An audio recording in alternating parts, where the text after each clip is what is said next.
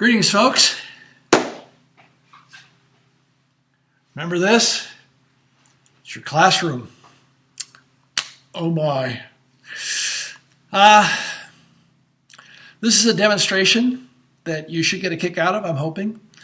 If you'll remember back at the end of the first semester, we were talking about resonance and standing waves. And I showed you a demonstration of a 10 or 12 foot long rope that was fixed at both ends. And I made one end rotate by attaching it to a drill, basically.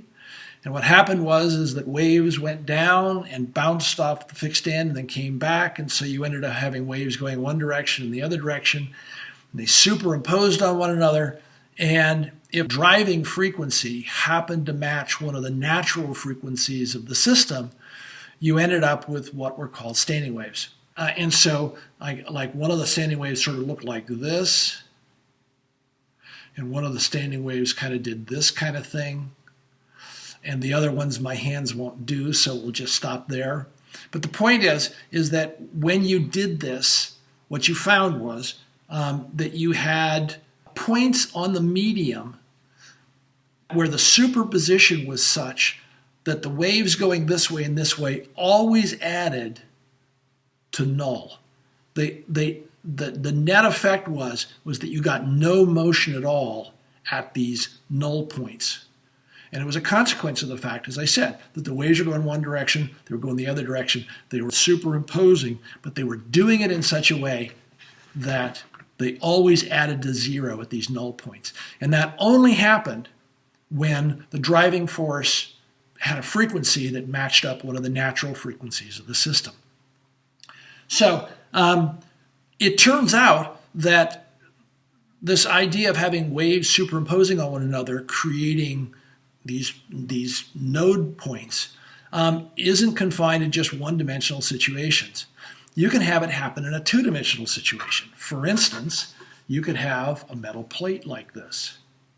And if you could drive that plate to get it vibrating, you should be able to get waves, like if you're driving it from the center, waves moving out, hitting the boundary, bouncing back, and then superimposing on the new waves that are moving out. And if you were to hit one of the natural frequencies of the system, you should get standing waves on the plate. And the consequence should be is that you should find nodal lines, which is to say lines in which the superposition was such that the medium didn't move at all. Just like the rope where the medium didn't move at all.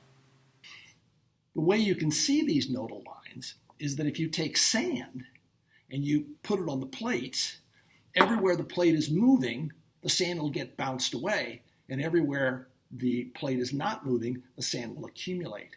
And so you will be able to see the nodal lines. The setup that I have here, I have my plate, obviously. I also have a speaker that has had its cone removed. And there's a shaft that's been attached to the part that goes up and down. And my plate has an attachment here. And so what I'm going to do is I'm going to go ahead and I'm going to attach the plate like so. And then this thing is attached to a function generator that will go all the way down to a half cycle per second, but I'm not going to do that. In this particular case, it's set at about 12 cycles per second.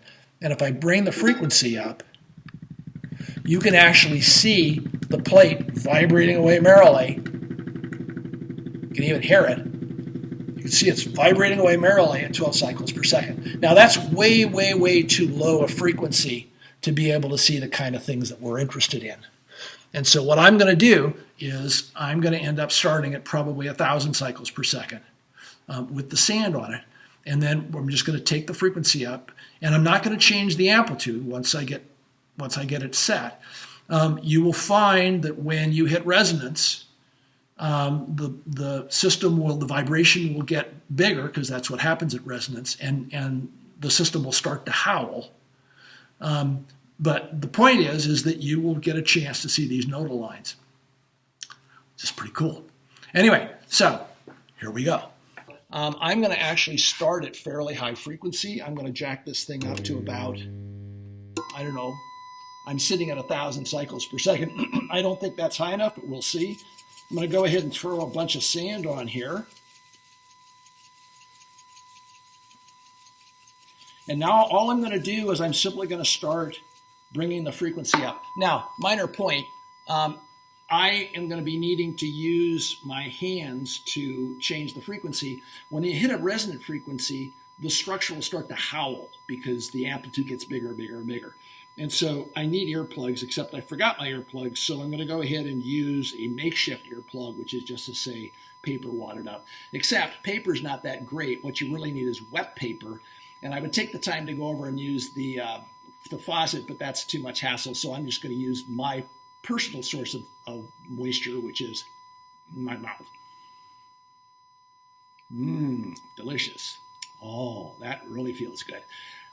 So anyway, I'm blocking out the sound with this. This is clean Kleenex, I might add. I have not used this Kleenex. I'm just letting you know.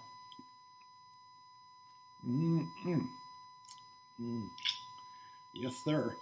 Okay, so now I'm probably yelling at you because I can't hear anything. But so I'm going to bring the frequency up, and all I'm going to be doing is changing the frequency. And actually, it's interesting because it looks like I've pretty close to hit a resonant frequency, because you're already starting to see nodal lines.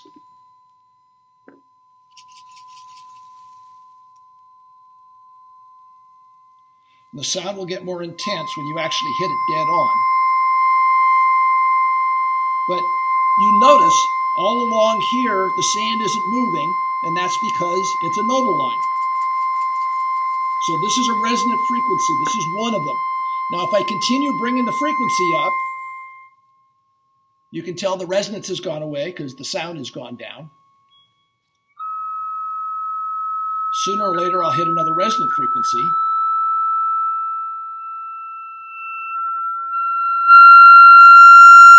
The pattern will change.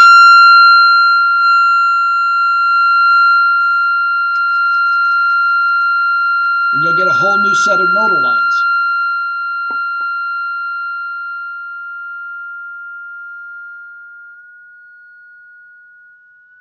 I'm going up again.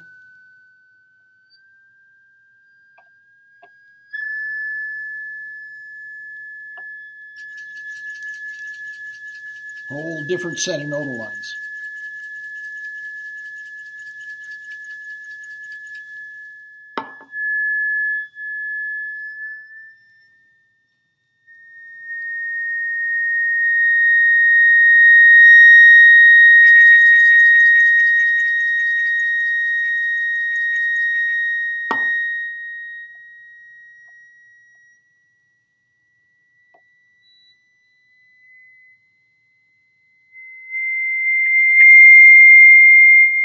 So I'm looking at about 2,100 cycles per second right now.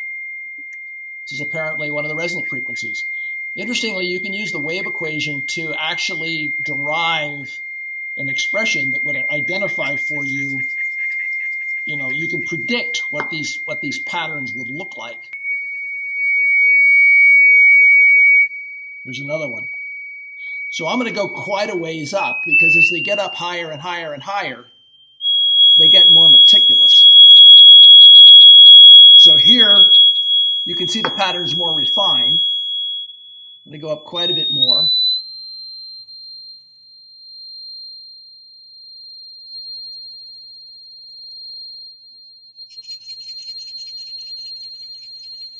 Here the pattern is quite refined.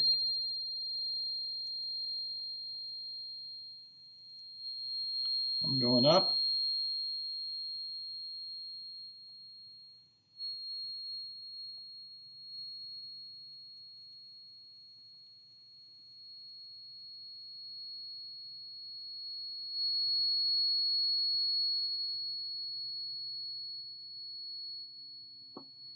Different pattern.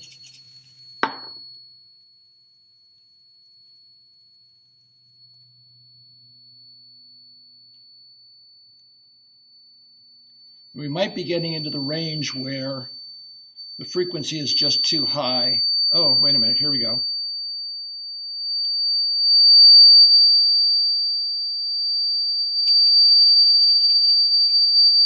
you go.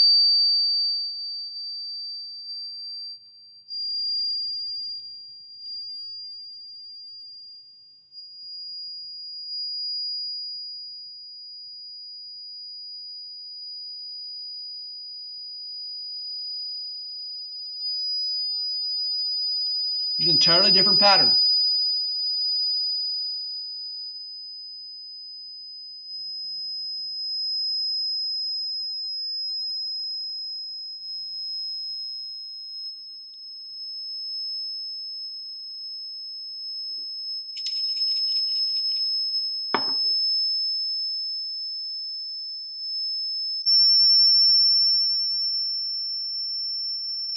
Entirely different pattern. Anyway, the point is that as you go higher and higher and higher, you get different patterns. It's kind of interesting looking.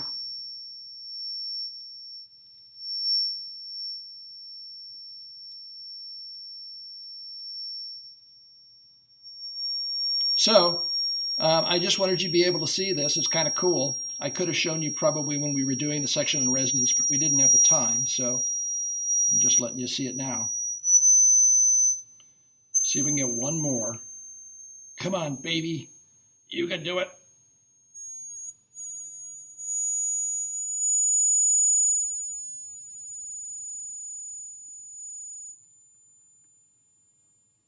We may be out. We're sitting at about 7,300 cycles per second right now. We will get to a point where the frequency is just too high to drive the material.